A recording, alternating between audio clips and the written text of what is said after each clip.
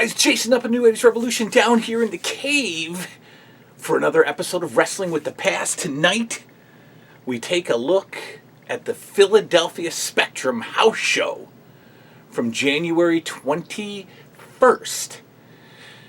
1984. Now, we did have a January 21st and a January 28th Championship Wrestling show to review, but unfortunately, 15 years ago when I got this DVD set, apparently the first four shows were doubles, right? So I have two copies of January 7th and January 14th. Didn't know that until 15 years later. Probably nothing I can do about that right now. So here's how this is going to go. We're going to do January 21st, 1984, Philly Spectrum House Show, a big one, Iron Sheik's first and only title defense as World's Champion. Then we're going to follow that with a MSG House Show, the birth of Hulkamania, and then we will dive back into the Championship Wrestling episodes, beginning with February 4th, 1984, and hopefully onward from there with no copies or repeats or anything like that. There was a copyright hit because I already filmed this intro and had the opening sequence of Prism Spectrum Wrestling running in the background for you. WWF pulled it like that. Unbelievable. They are able to somehow even just catch a TV in the background playing their footage, and they pulled it. So I won't be doing any live action stuff. It'll just be the photos and the stuff that you're used to. So let's get on with the show tonight on Wrestling with the Past. Wrestling with the Past, hosted by Jason Nupp. Join Jason as he reviews classic wrestling footage from the golden era of the WWF, when our biggest childhood fear was anyone from the dreaded Heenan family capturing the precious World Wrestling Federation gold from our red and yellow savior, Hulk Hogan. There were rowdy pipers, snookas who superflied, animals with green tongues, Russian Volkovs, Sheiks of iron, a demolition that could axe and smash things to bits. It was a glorious time to be alive. It was a time to rock and wrestle, when a video coliseum fulfilled our childhood world with excitement and wonder. And now, the host of Wrestling with the Past, give it up, give it up, give it up for Mr. Jason Nupp.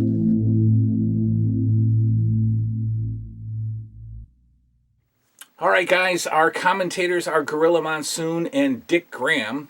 Dick Graham was the regular commentator for Philly shows, and for a while, unfortunately, he was joined by Cal Rudman, who is horrendous and pretty much blows kayfabe every time he opens his mouth. But this time, because it's 1984, the house show teams are starting to include names that we know and love. And Gorilla Monsoon joins Dick Graham for some commentary here on the show. Opening match is usually enhancement versus enhancement, and it's usually a longer match. So this time we have Eddie Gilbert taking on Rene Goulet. Rene Goulet, long-time WWF enhancement worker and top enhancement, probably one of the top five. And then we have Eddie Gilbert, who's kind of on his last little run with the WWF, a few more months, and he'll be going back to Tennessee and starting, his own thing. And then ultimately being bad guy Eddie Gilbert and then dying a little bit prematurely. But I'm going to check out the match, and I'll be right back to talk about it. Well, as often is the case on these house show matches, usually the first couple of matches are long. And usually there's a draw with these enhancement versus enhancement opening matches. This was no exception. This was your 20-minute draw. And they used all of 20 minutes. Usually the 20-minute draw in the WWF is like 16 minutes or so, 17 minutes. This one went 20 minutes. And this is kind of the final scene. Every draw in the history of wrestling ends on a 2 count, of course. Perfect timing. Eddie Gilbert going for the 3 count, and the referee counting 2, coming down for the 3, rings the bell. Time limit draw. Of course, Eddie Gilbert gets up, thinks he won, right? Until it's announced that the match is a draw. 20 minutes of a lot of chain wrestling, a lot of stalling. Probably the first 6 minutes of the match was Rene Goulet stalling. Going to lock up and then backing out, sticking his head out of the rope. Get him back, ref. Get him back. Push him back, ref. Eddie Gilbert getting pumped up. Come on. And then another like 5 minutes of headlock, armbar, whip into the rope, shoulder block, headlock, armbar, So look, it's still a good match. There was nothing wrong with the quality of this match. In fact, these are probably 2 of the best workers on the card tonight, Rene Goulet and Eddie Gilbert. And they, no sweat, go 20 minutes. No big deal. 20 minutes is a long time. It's a long time to be doing that. That much exertion. So good match, good opening 20-minute draw. Let's see what's next. My guess is another enhancement match. That's usually the first 2, sometimes 3 matches on the card are include some level of enhancement. So we'll see. All right, next up we've got a battle of the big guys, slightly higher up the enhancement ladder. We've got Paul Butcher Vachon, again on loan from the AWA, taking on Big Swede Hansen. And you saw a lot of Swede Hansen in the opening few matches of house shows in 84 and 83. 83 he got more of a push. Mid-card push, Swede Hansen. In fact, they would often use him as the special enforcer referee for some matches. A lot of Bob Backlund title matches had Swede Hansen as the special guest referee. Both guys look to be about 75 years old. They have the body style of everybody's, Uncle Ernie or Aunt something. I don't know. Both guys look like they smell a lot like cigarettes and Bud Light, so we'll see how this one goes. All right, guys, about a 7 or 8 minute match here. Just 2 big guys lumbering around the ring. Those power forearm smashes. Push into the corner. A lot of power struggle stuff. A lot of lockups and push off and stare at each other type stuff. Remember, these are 3-hour shows. So when these were airing on TV, they were 8 to 11. And with commercials and an intermission, they would actually, Philly especially, MSG I don't know for sure, but Philly especially would air the intermission. And they would usually have some kind of interview. They'd have a series of interviews, longer interviews too, like a 7 or 8 minute interview with maybe 2 different wrestlers to fill in the intermission gap. Or they would throw it to some coming attractions on Prism. It was great, just great old days. But these guys, remember, they have to go long because we've got 3 hours to fill, and we've usually got 9 or 10 matches on the card. So we've got to go long. So Swede and Paul Vachon have to do some stalling because, they have to. They have to fill time. So just your standard big guy pushing and shoving match with both guys getting equal offense. Nobody really dominated this match. This is actually the closing scene here. Swede Hansen drops the big elbow for the 1, 2, 3. And that is the beauty of this old stuff, right? Swede Hansen wins with the elbow drop. Not from the top rope, not through a table, not onto thumbtacks or anything like that. Not a double flippy back Hurricane Rana triple flip. The elbow drop. He comes off the ropes onto a prone Vachon with the elbow drop and gets the 3 count. Big Swede Hansen Confederate flag and all, gets the Duke. All right, guys, next up, we've got a tag team match that I have a feeling is going to be long. It's a 30-minute time limit. Now, I love this screen. This screen captures childhood wrestling for me, whether it was Philly, MSG, Boston Gardens. You didn't know the card. Okay, you got a little bit of a rundown when you first tuned into the show, but you didn't know every match. There was no internet, there was no nothing. You didn't know the card. And so when they'd come back from commercial break, or sometimes before commercial break, they would throw up this graphic. And this was awesome because you looked at it and you went, oh, that's going to be a great match.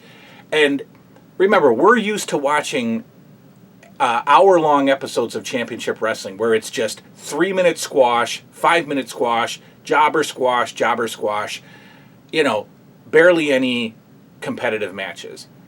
So we didn't get to see good competition. We didn't get to see Andre the Giant, take on, Big John Studd. We didn't get to see Rocky Johnson take on, Dr. D, David Schultz.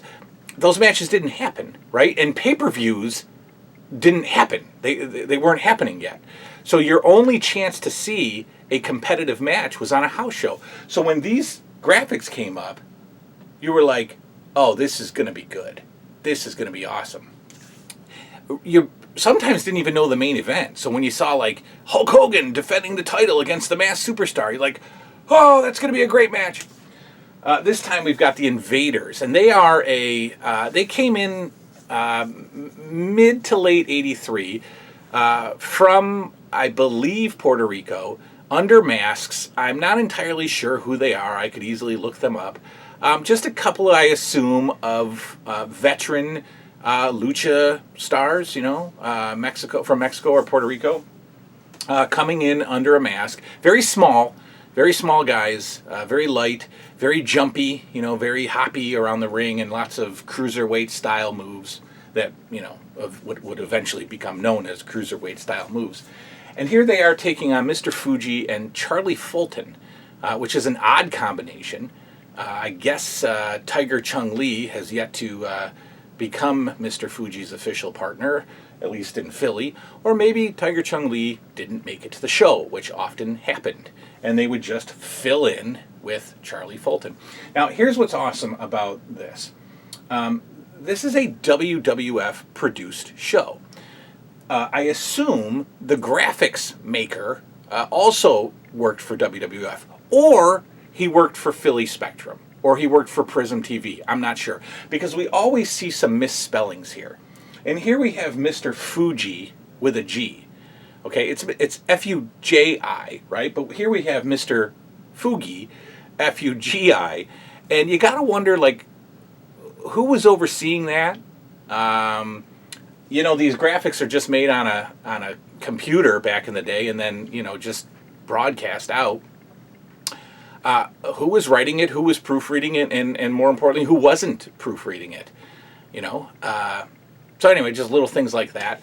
Like I said, I got a feeling this is going to be a long match. Probably an entertaining match if you can sit for 22, 23 minutes and watch it. Let's check it out. All right, yes, it was long, but not as long as I thought. It was about 16, 17 minutes of back and forth action. Again, a lot of chain wrestling. A lot of working the arm. I mean, when you're filling time in these matches, you got to work the arm for half the match. It's like hard to sit and watch. But it's not hard to sit and watch if you know what you're watching and you're enjoying it, right? I don't need a 4-minute Raw match. I need this. I'll watch this any day over anything else, because you really get to see, I guess they call it ring psychology, but you really get to see the breakdown of the match, the psychology of the match. Working the arm for 8 minutes. I mean, it's great. The Invaders do a lot of double teaming, and like I said, a lot of flippy floppy moves before flippy floppy moves were, cool. So the crowd really enjoys some of their stuff. And here we have the finisher. Invader number 1, I guess, whips Invader number 2 into the ropes, and then gives him a very high, what is that called? Not an arm drag, a hip toss, a very high hip toss onto the fallen Charlie Fulton, right? So it's Invader whipping his partner in, basically slamming him down onto Charlie Fulton while Mr. Fuji looks on for the 1, 2, 3. And of course that makes sense. It's the Invaders still kind of getting a mini little push. I think if it was Fuji and Tiger Chung Lee, I think they would have beat the Invaders. But since it's Fuji and Fulton, the Invaders are going over. And that's that.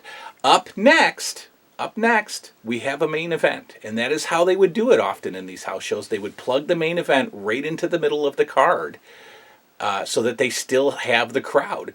Plus, there was not that risk of going to the dreaded curfew, which was a thing back then.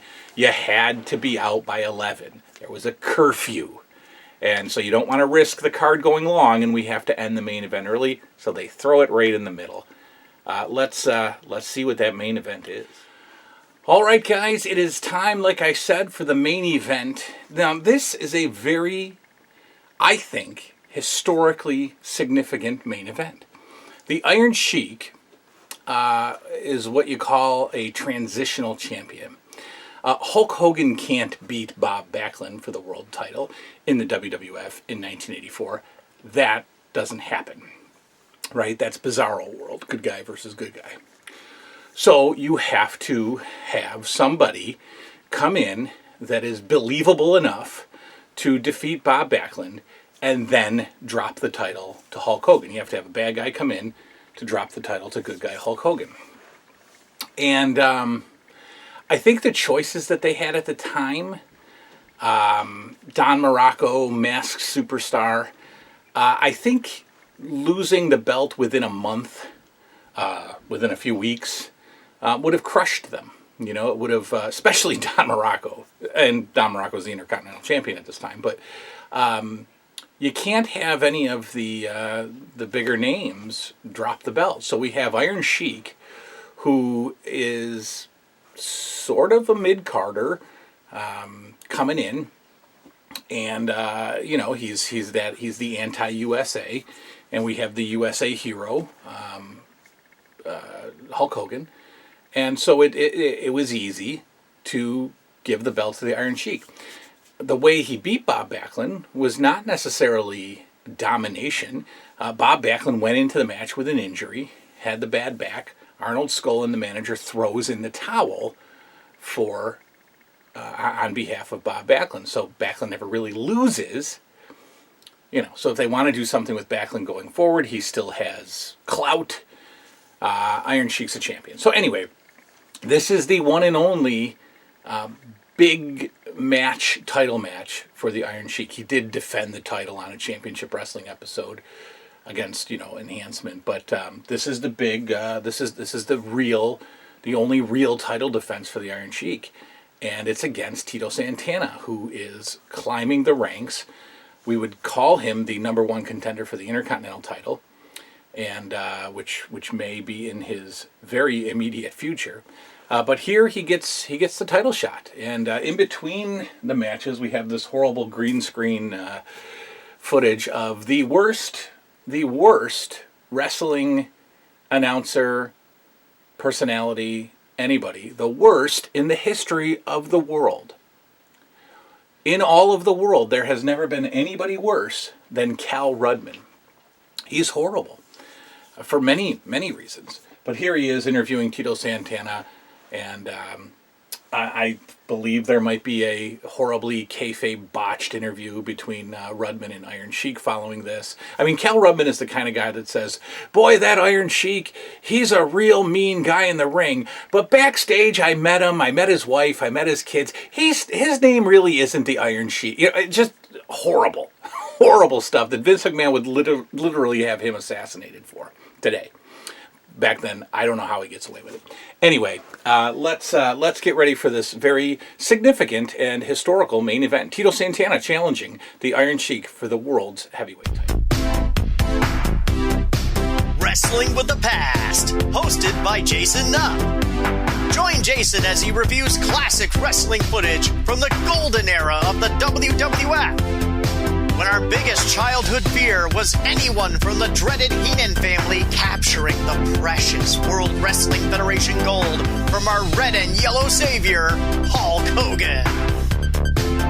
There were rowdy pipers, snookas who superflied, animals with green tongues, Russian Volkovs, Sheiks of iron, a demolition that could axe and smash things to bits. It was a glorious time to be alive.